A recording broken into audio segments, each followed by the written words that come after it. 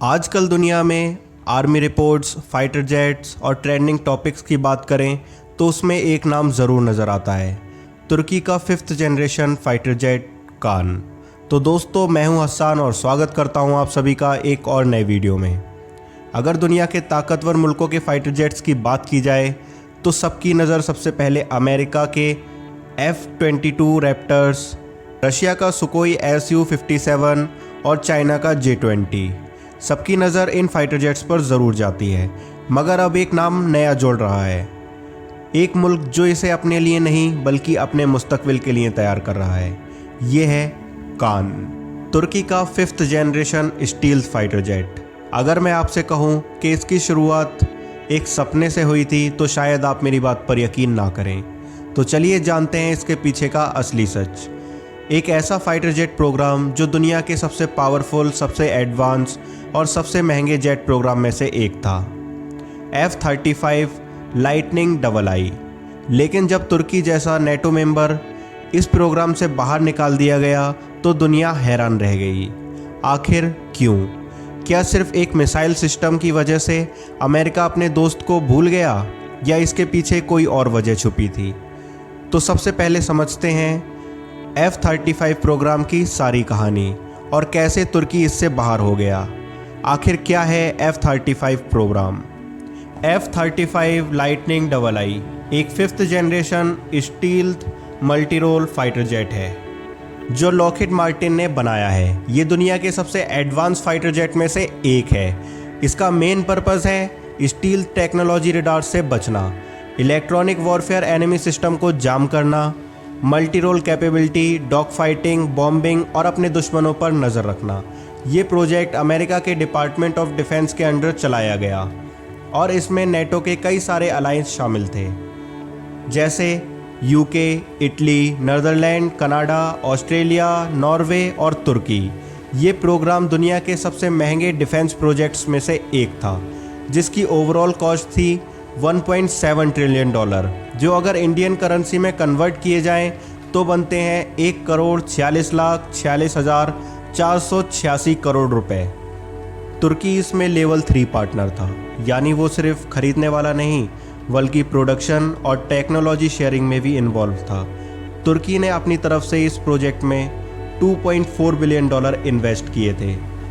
Turkish company को कुछ part manufacturing करने का भी काम मिला था।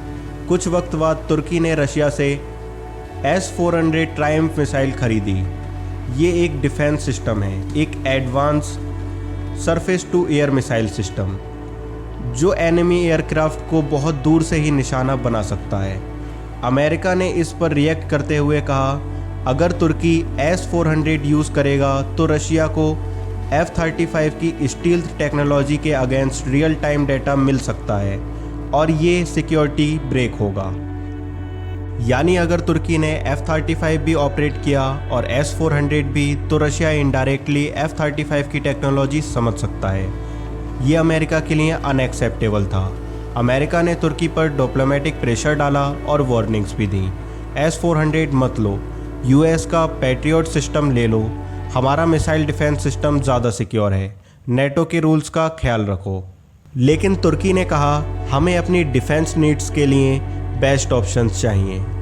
रशिया ने S-400 देने के लिए हमें टेक्नोलॉजी ट्रांसफ़र और फ्लेक्सिबल डील दी है जो US ने नहीं दी।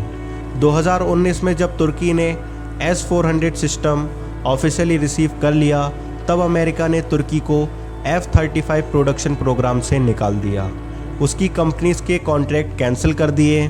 तुर्की के पायलट्स को US ट्रेनिंग प्रोग्राम में भी रोक दिया। तुर्की ने इस पर स्ट्रॉन्ग रिएक्शन दिया। उसने कहा, ये अनफेयर है, हम एक सॉवरेन नेशन हैं, हमें अपनी सिक्योरिटी के लिए वही बेहतर लगेगा, हमें वही लेना चाहिए।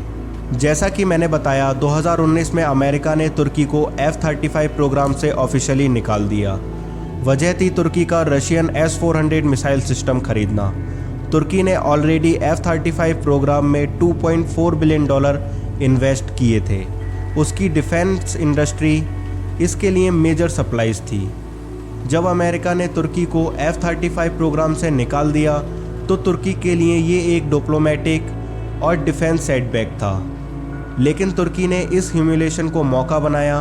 तुर्की ने पहले ही लॉन्ग ड्रीम प्लान कर रखा था, एक नेक्स्ट जनरेशन फाइटर जेट जिसका नाम था TFX, लेकिन F-35 से निकाल दिया। तुर्की ने स्पीड बढ़ा दी और इस जेट को प्रायोरिटी नेशनल प्रोजेक्ट बना दिया। 2010 के दौरान तुर्की ने TFX फाइटर जेट की प्लानिंग स्टार्ट की थी, लेकिन 2019 से 20 के दरमियान में इस प्रोजेक्ट को हाई स्पीड ट्रैक पर डाल दिया। इसका डिज़ाइन और डेवलपमेंट TAI के ज़रिए हो रहा है। 2023 में तुर्की ने इसका ऑफिशियली नाम अनाउंस किया, कान, जिसका तुर्किश ज़ुबान में मतलब होता है किंग, सुल्तान या ग्रेट रूलर। तुर्की F-35 नहीं खरीद सकता था, इसलिए उसे एक रिप्लेसमेंट की ज़रूरत थी। तुर्की ने सीख लिया था दूसरे देशों पर डिपेंडेंसी, टेक्नोलॉजी के लिए भरोसा करना रिस्की है। अमेरिका के रिस्ट्रिक्शन, सैंक्शंस और डिपेंडेंसी से बचने के लिए तुर्की को खुद तैयार होना ज़रूरी था। तुर्की फ्यूचर में कान को एक्सपोर्ट करने का सोच रहा है, स्पेशली मुस्लिम कंट्रीज़ और नेटो के बाहर। ये तो हुई स्टार्टअप की बात। अब बात करते हैं इसके डेवलपर और फीचर्स की। लेकिन सब में एक मेन कंपनी है, TAI, टर्किश एयरोस्पेस इंडस्ट्री, तुर्की की सबसे बड़ी एयरोस्पेस कंपनी। और भी सपोर्टिंग कंपनीज हैं जैसे असेल्सन, जो रडार, एवोनॉइक और इलेक्ट्रॉनिक वॉरफेयर सिस्टम डेवलप कर रही है। हेवेल्सन, सॉफ्टवेयर और आर्टिफिशियल इंटेलिजेंस सिस्टम के लिए। रॉकेटसन, मिसाइल और वेपन सिस्टम बनाने के लिए। और TR मोटर्स, जिसमें तुर्की का अपना इंडिजिनस इंजन डेवलप हो रहा है, लेकिन अभी इसमें GEF 110 इंजन लगाया जा रहा है। और अब बात करते हैं इसके फीचर्स की। कान एक 5th जनरेशन फाइटर जेट है, यानी ये जेट रडार में मुश्किल से नज़र आता है और एडवांस कॉम्बैट कैपेबिलिटीज़ रखता है। जेट की बॉडी शेप और सरफेस कोटिंग इस तरीके से बनाई गई है कि वो रडार सिग्नल रिफ्लेक्ट ना करे। रडार के लिए ये एक छोटी चिड़िया जैसा लगता है।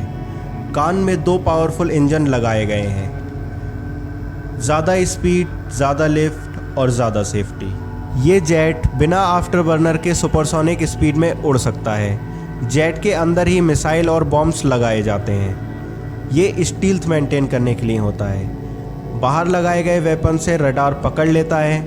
इसमें AESA रडार है, ज़्यादा रेंज और एक्यूरेसी के लिए, और इंफ्रारेड सर्च ट्रैक भी मौजूद है, दुश्मन के जेट्स को उसकी हीट से ट्रैक करने के लिए। कान में आर्टिफिशियल इंटेलिजेंस बेस्ड सिस्टम लगाए जा रहे हैं। कान दुश्मन के रडार और मिसाइल सिस्टम को जाम कर सकता है और अपने आप को इलेक्ट्रॉनिकली इनविजिबल बना सकता है। कान दूसरे ड्रोन और जेट से और सैटेलाइट के साथ रियल टाइम डेटा शेयर कर सकता है, और इसमें पूरा बैटलफील्ड एक ही स्क्रीन पर पायलट के लिए अवेलेबल होता है। फुल ग्लास कॉकपिट HUD और वॉइस कंट्रोल पायलट के लिए मॉडर्न और इजी टू वे इंटरफेस हैं। 22 फरवरी 2024 को कान ने अपनी पहली फ़्लाइट सक्सेसफुली कंप्लीट की और 2028 से 2030 तक ये तुर्की एयरफोर्स में फुल्ली ऑपरेशनल भी हो जाएगा। 2033 आने तक ये एक्सपोर्ट और मास प्रोडक्शन फेज़ के लिए मुकम्मल हो जाएगा। कान एक फाइटर जेट नहीं, ये तुर्की के डिफेंस एक्सपोर्ट का फ्यूचर है। आज से कुछ साल पहले तुर्की सिर्फ एक ड्रोन पावर था, आज वो फाइटर जेट मैन्युफैक्चर बन चुका है। और इस सफ़र में कान एक मिसाल है कि अगर इरादा हो तो आसमान भी छुआ जा सकता है। कान सिर्फ एक मशीन नहीं, ये एक मुल्क के ख्वाब का नाम है, जिसने दिखाया है कि अगर हौसला हो तो अमेरिका और रसिया जैसे सुपर पावर के बीच में भी जगह बनाई जा सकती है। उम्मीद करता हूँ आप सभी लोगों को वीडियो पसंद आई होगी।